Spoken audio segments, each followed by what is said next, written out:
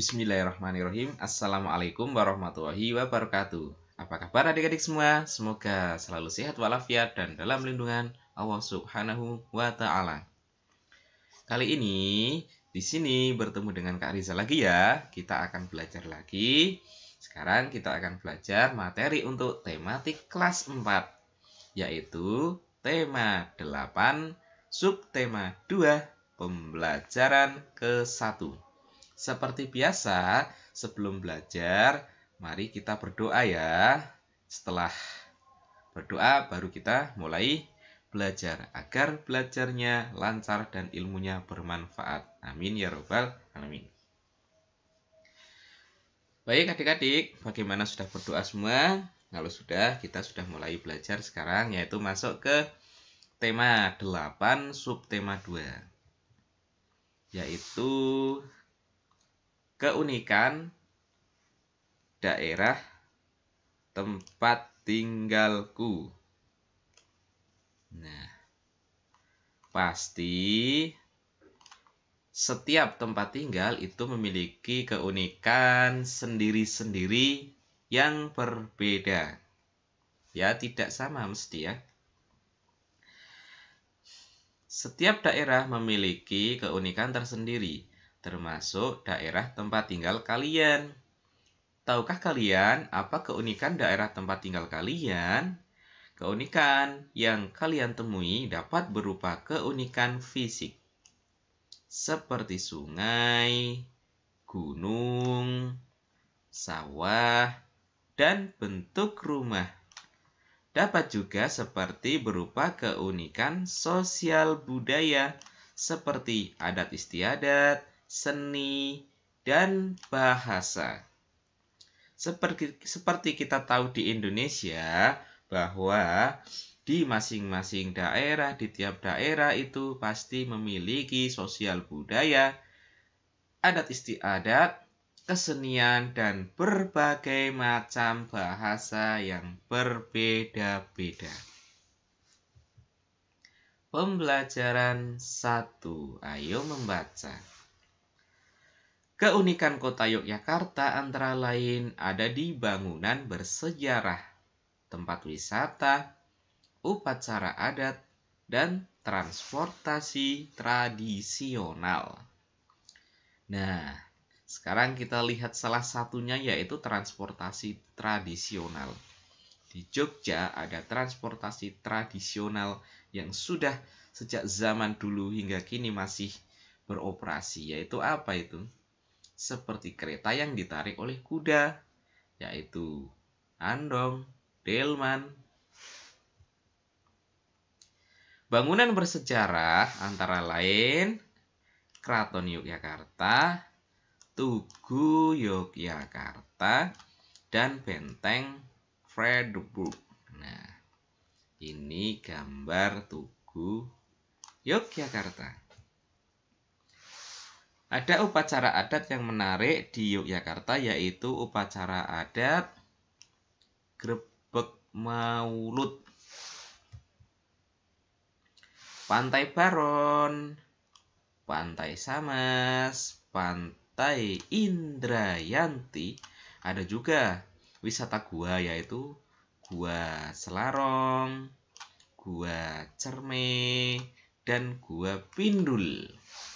Banyak ternyata ya. Nah, sekarang coba amati dan berlatih sendiri ya, untuk apa keunikan daerah tempat tinggal kalian. Silahkan dijelaskan sendiri, dipahami sendiri, dari mulai adat, budaya, sampai bangunan bersejarah di tempat tinggal kalian, sampai upacara adat apa, transportasinya ada nggak, transportasi yang tradisional, dan lain sebagainya. Terus bahasanya, bahasa apa, itu bisa kalian jelaskan sendiri ya, kalian pahami sendiri di lingkungan sekitar. Sekarang ayo membaca lagi ya. Bacalah teks Roro Jonggrang yang ada di buku siswa. Bacalah Roro Jonggrang termasuk cerita Roro Jonggrang termasuk cerita fiksi. Dalam cerita fiksi ada tokoh utama dan tokoh tambahan. Selanjutnya kerjakan tugas berikut. Nah, sekarang kita baca dulu untuk teks yang berjudul Roro Jonggrang. Kita cari di buku paket ya. Ini buku paketnya yang revisi 2017. Kita cari yang subtema 2. Kita buka yuk bukunya. Nah, ini sudah masuk subtema 2. Kita cari teks di halaman berapa? Yang di situ isinya adalah teks berjudul Roro Jonggrang, yaitu di pembelajaran 1. Adik-adik juga bisa membuka buku paketnya. Cari yang pembelajaran 1 ya.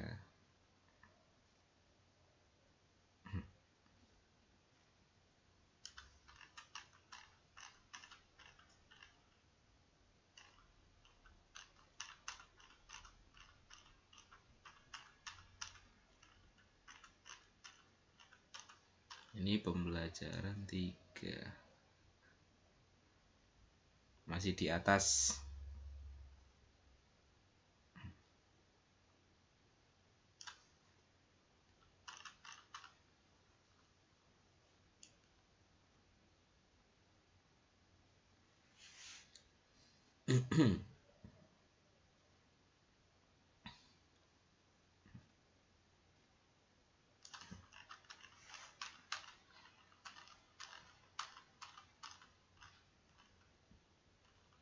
Nah, ini dia.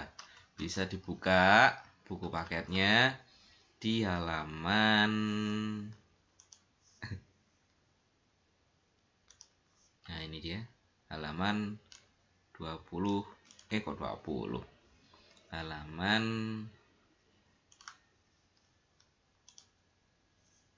62. Buku paket halaman 62 ini ya. Nanti sampai 63.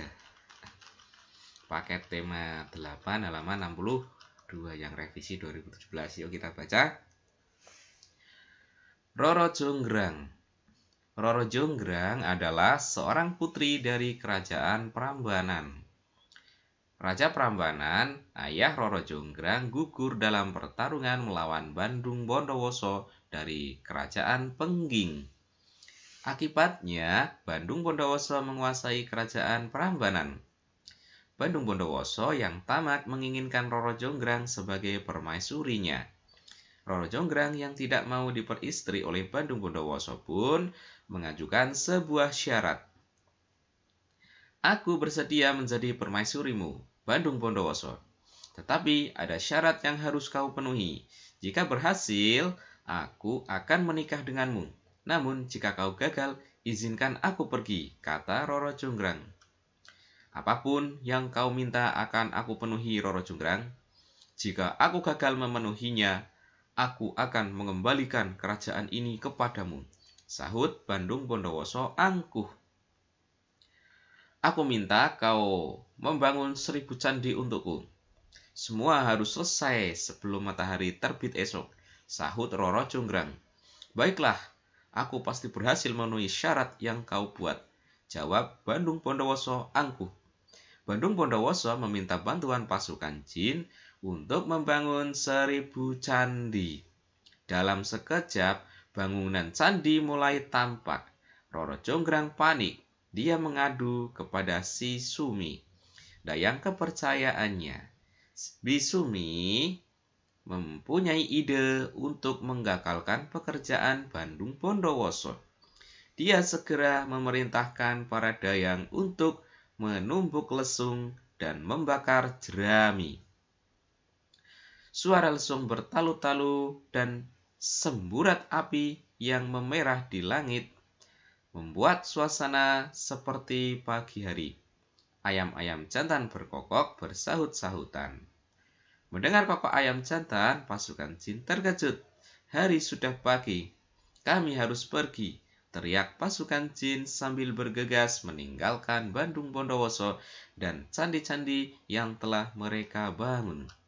Roro Jonggrang mendatangi Bandung Bondowoso. Roro Jonggrang segera menghitung candi-candi yang sudah selesai. Candi-candi ini hanya ada 999. Kurang satu candi, kata Roro Jonggrang kepada Bandung Bondowoso. Bandung Bondowoso tidak percaya dengan perkataan Roro Jonggrang. Dia segera menghitung banyak candi dan ternyata memang benar hanya ada 999 candi. Bandung Bondowoso marah besar. Aku tidak akan kalah, Roro Jonggrang. Aku akan mendapatkan 1000 candi seperti yang kau inginkan. Kenyataannya candi yang kau buat kurang satu, Bandung Bondowoso. Kau tetap harus menepati janjimu, sahut Roro Jonggrang. Kalau begitu, akan kuubah kau menjadi candi ke-1000. Dengan kesaktiannya, Bandung Bondowoso mengubah Roro Jonggrang menjadi patung batu. Patung itulah yang menjadi candi ke-1000. Candi-candi itu hingga kini masih berdiri tegak di wilayah Prambanan. Disadur dari Dianka, 1000 Cerita Rakyat Nusantara, Jakarta, Buana Ilmu Populer 2016. Nah, kita sudah membaca cerita berjudul Roro Jonggrang. Ini termasuk cerita fiksi ya. Kita kembali ke media pembelajaran. Nah, tadi kita sudah sampai tugas. Nah, tugasnya ini. Apa cerita fiksi itu? Soal pertama. Soal yang kedua, siapakah tokoh utama dalam cerita Roro Jonggrang? Soal yang ketiga, siapakah tokoh tambahan dalam cerita Roro Jonggrang? Nah, dari ketiga soal ini, marilah kita jawab bersama-sama. Untuk pertanyaan pertama tadi adalah ini ya. Kak Rizal beri penanda dulu. Apakah cerita fiksi itu? Nah, ini pengertian cerita fiksi. Nah, ini jawabannya ya. Cerita fiksi atau rekaan sengaja dikarang oleh pengarang. Cerita fiksi diolah berdasarkan pandangan, tafsiran, dan penilaian pengarang mengenai peristiwa-peristiwa, baik yang pernah terjadi secara nyata maupun hanya dalam khayalan pengarang. Cerita fiksi dinikmati pembaca sebagai sarana hiburan, atau kalian bisa mencari pengertian cerita fiksi yang lain ya. Nah, baik. Soal kedua, siapakah tokoh utama dalam cerita Roro Jonggrang? Tokoh utama pada cerita Roro Jonggrang yaitu Roro Jonggrang dan Bandung Bondowoso. Soal yang ketiga, siapakah tokoh tambahan dalam cerita Roro Jonggrang? Nah, tokoh tambahan pada cerita Roro Jonggrang yaitu Bisumi, Paradayang, dan pasukan jin. Nah, ini dia jawaban dari ketiga pertanyaan di atas. Ayo mengamati. 1. Gaya dapat memengaruhi benda diam menjadi bergerak. 2. Gaya dapat memengaruhi benda bergerak menjadi diam. Nah, kita sambil ilustrasikan contoh ya. Yang nomor 1, gaya dapat memengaruhi benda diam menjadi bergerak. Contohnya apa? Meja yang kita dorong itu kan diam, jadi bergerak. Gaya dapat mengaruhi benda bergerak menjadi diam. Contohnya ketika kita mengendarai sepeda dan kemudian kita rem, maka sepedanya akan menjadi berhenti atau diam. Gaya dapat memengaruhi benda bergerak lebih cepat atau lebih lambat. 4. Gaya dapat memengaruhi arah gerak suatu benda. Sekarang kita mencoba. Untuk memahami pengaruh gaya, lakukan percobaan berikut. Di sini Kak Rizal melakukan percobaan yaitu tentang salah satu gaya, yaitu gaya magnet. Nah, video percobaan magnet sudah Kak Rizal buat sendiri, khusus terpisah dengan pembelajaran ini. Nah, jika ingin melihat video percobaan magnet, maka linknya ada di deskripsi. Silahkan cek di kolom deskripsi. Videonya ini ya, ada videonya di kolom deskripsi, yaitu tentang yang pertama sifat magnet, yang kedua adalah tentang percobaan benda-benda yang dapat dan tidak dapat ditarik oleh magnet. Silakan cek saja di deskripsi. Baiklah adik-adik, untuk yang pembelajaran ke-1 atau pembelajaran 1 ini sampai di sini dulu. Semoga bisa memberikan manfaat bagi kita semua. Boleh di-share video ini jika bermanfaat. Jangan lupa dukung juga channel ini dengan subscribe, like, komen, dan share agar bisa terus memberikan video-video bermanfaat yang lainnya. Sekian, kurang lebihnya mohon maaf. Wassalamualaikum warahmatullahi wabarakatuh.